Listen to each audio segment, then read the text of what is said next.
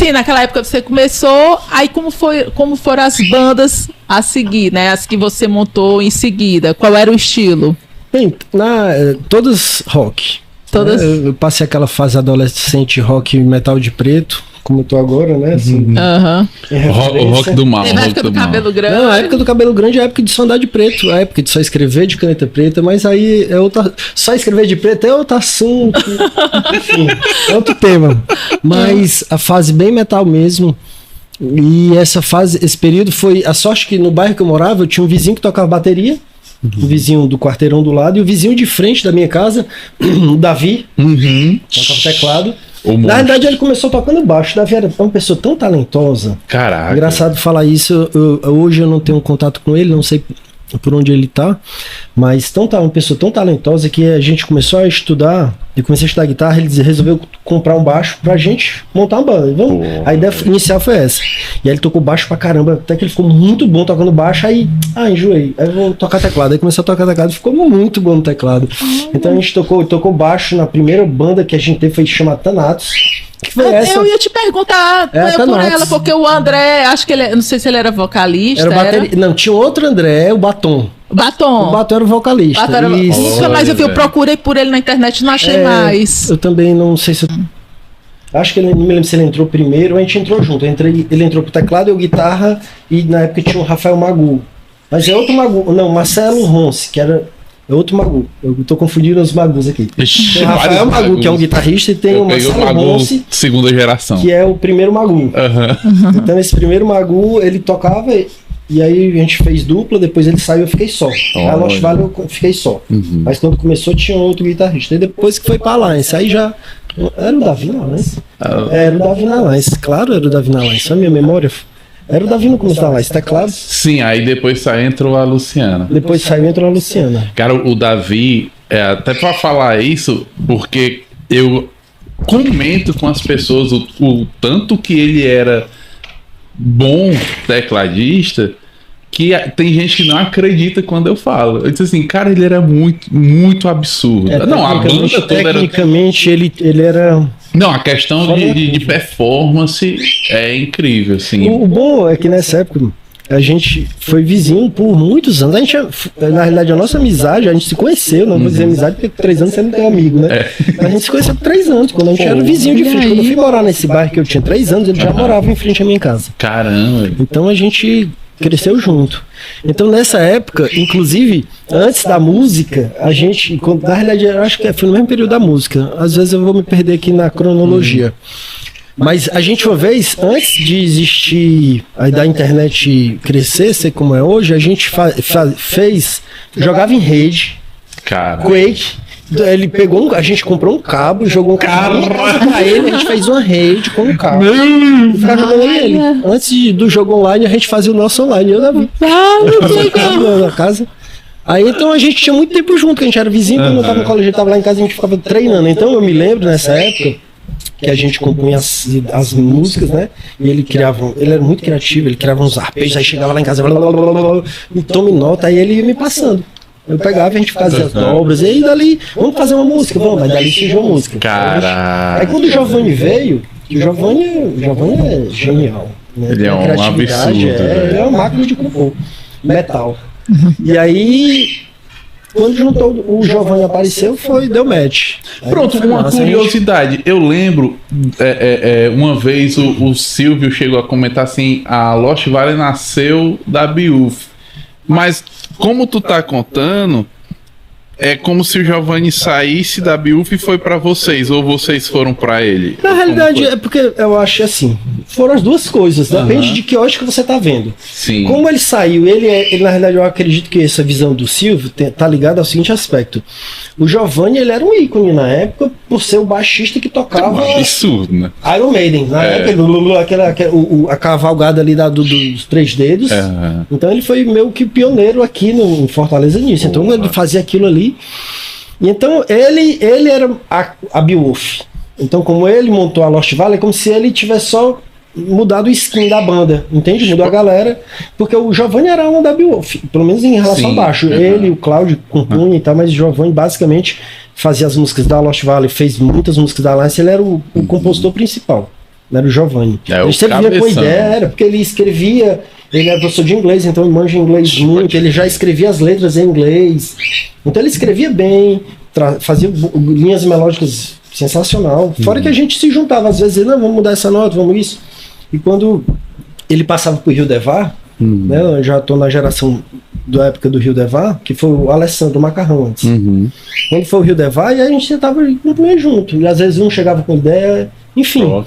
E o bacana foi que a gente conseguiu criar um meio que favorecia com que a banda se desenvolvesse, que a gente faz a Guitartrix, né?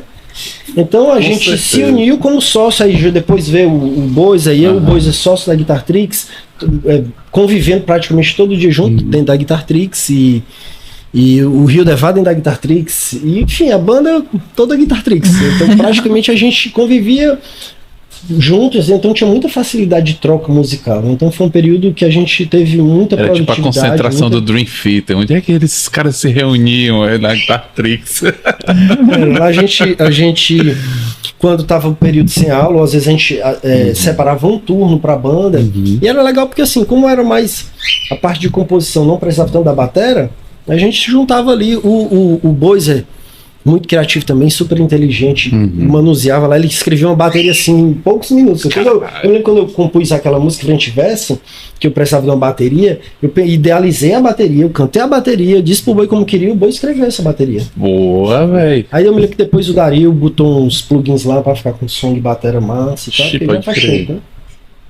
Mas então assim, uma galera pulsando criatividade, né? E foi massa, foi um período muito bom. A gente teve muitas experiências de tocar com as bandas grandes do cenário nacional, né? Abrimos pro Angra, pro Xamã, pro Dr. Sim.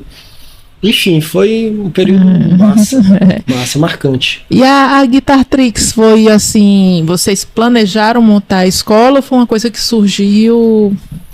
Bem, desde a época que eu saí da escola técnica, eu fui para a faculdade de música, eu já tinha a intenção de dar aula.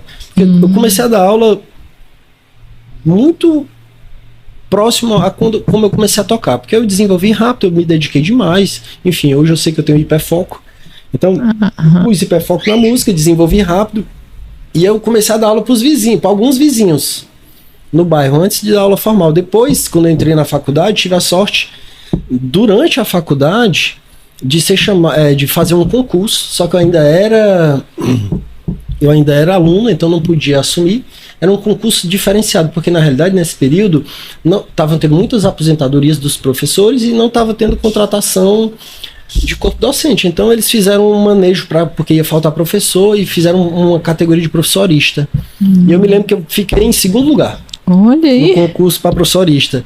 A Simone ficou em primeiro, só que ela passou também num concurso da UFC, e aí 6 meses depois ela entrou na UFC, e como eu tinha me formado, só faltava um semestre para me formar, aí já tinha conseguido me formar e entrei. Fiquei 6 anos dando aula, foi na época que a gente se conheceu. Sim. E aí eu dava aula pro preparatório, aula lá no núcleo de extensão, enfim, foi um período. E aí, como a didática já vinha no coração, eu tinha conhecido o Bois, já sabia dele, sabia que na época o Bois era uma referência aqui no Ceará, então eu mirei nele, eu disse, cara, eu quero me associar com aquele cara que é bom. E aí nessa época ele tinha ido para São Paulo estudar no GT, estudou com o Mozamela, esses caras lá, os grandes de São Paulo.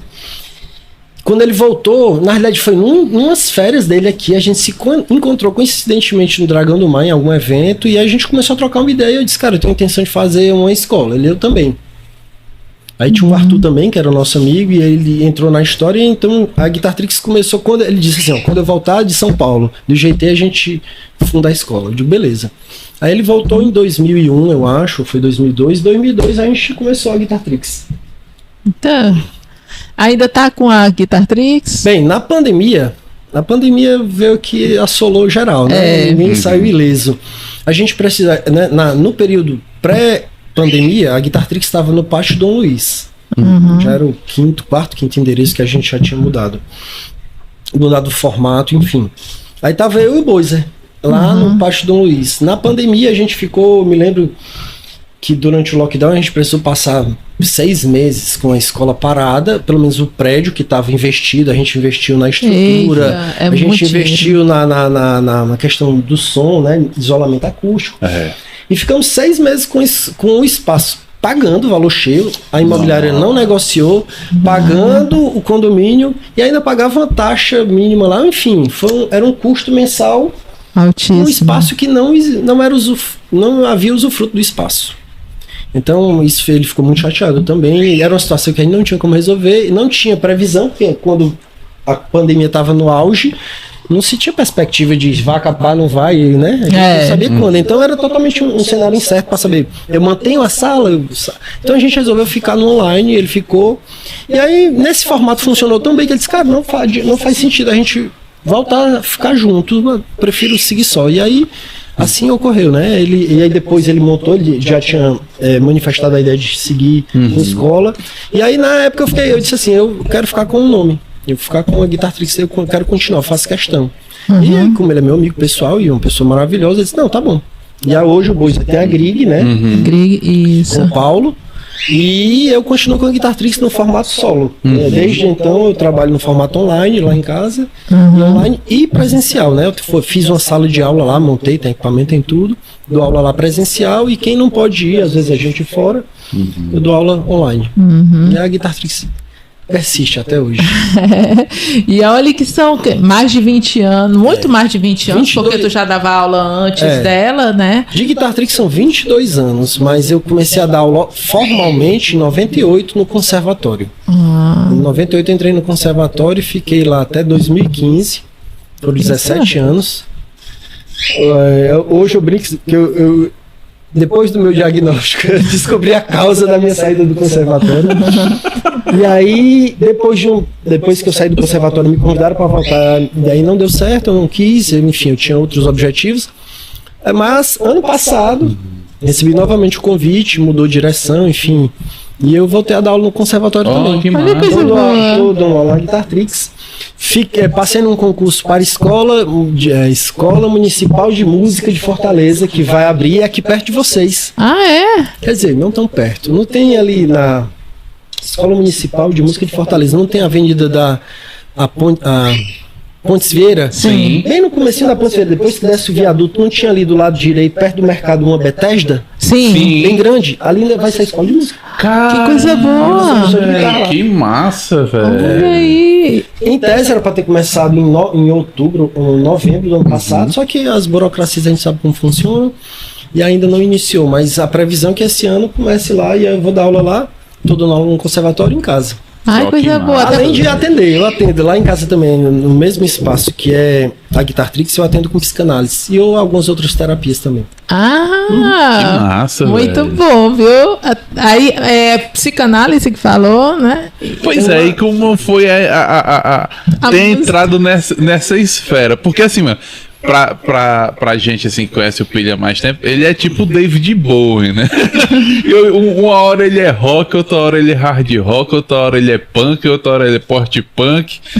Eu vi o Pilho passar por muitas coisas e muitas modificações físicas. Quantos cabelos, né? Cabelos, velho. Eu tinha trança, tinha cabelo trançado, cabelo grande, cabelo caracolado, cabelo liso, sem cabelo. Sem cabelo. Eu ganhei o apelido de Marcelo Barbosa, Joyce Satriani. O cabelo era um personagem. Né? Mas Joyce Satriani eu acho a tua cara, desde a época da escola técnica. Eu tava aquele óculos. Mas sou muito fã do Satriani. E inclusive foi minha maior referência para iniciar a tocar foi o Satriani. Eu vi aquilo ali dele, aquele som de guitarra dele era hipnótico para mim. Ainda hoje, né? Eu gosto muito. E como